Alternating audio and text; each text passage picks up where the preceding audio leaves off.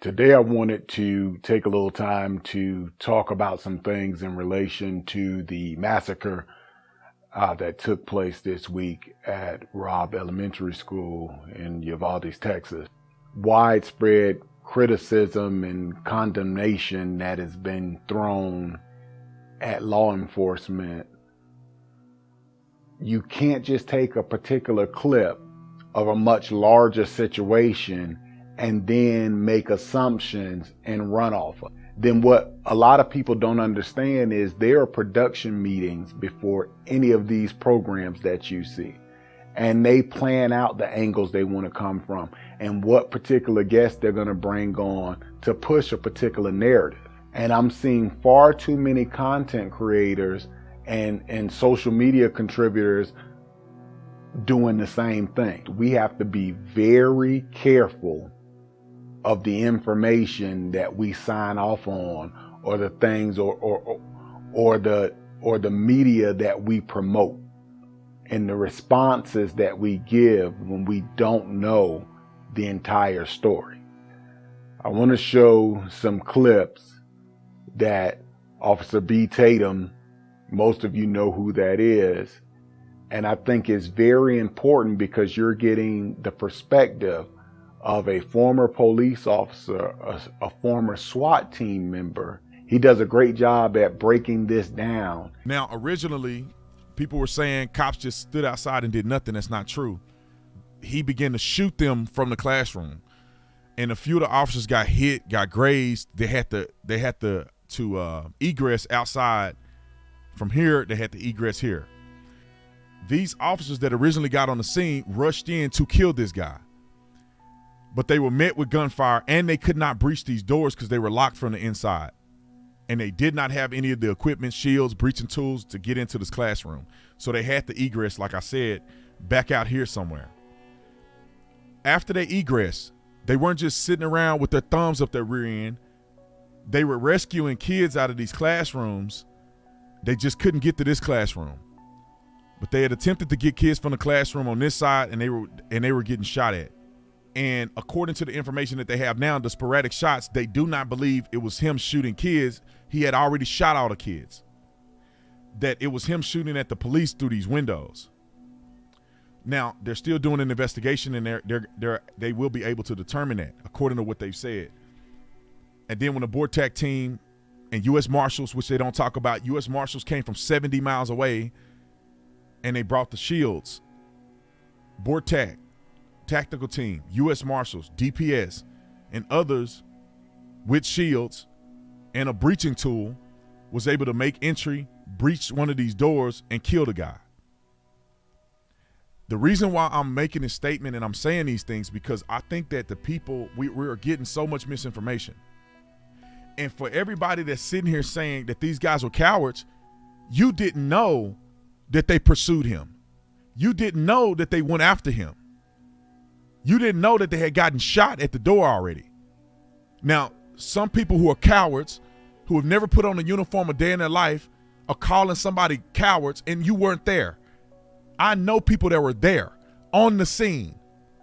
You looked at a clip that somebody cut of some parents being upset. Rightfully so, they were upset. But to sit and say that these officers didn't do nothing for 40 minutes, you should be ashamed of yourself. And I know the trauma that they had to go through looking at those kids. Most of the shooting, hundreds of rounds were fired into this classroom before the police officers could make contact with him. Kids were not sitting there and they were just getting executed, and the cops are just sitting there twiddling their thumbs. It's easy to talk about woulda, coulda, shoulda. This is Uvalde, a town of 16,000 people. They got a police department of 6 people. Oh, I would have did this. I would have did this. You would lie. Somebody will slap a woman in front of some of y'all and you won't even call the police. You will take your phone out like a punk and be video. God, that makes me so mad. Some of these people say, well, they should have ran in. Where you going to run to? You going to run in here and do what? And if the cops would have just started blindly shooting in here and shooting through the windows and shot and killed some of those kids, because they don't know if the kids are alive. They don't know how many kids are in there. They shoot some of the kids. Y'all be on here talking about them now. Just ignorant.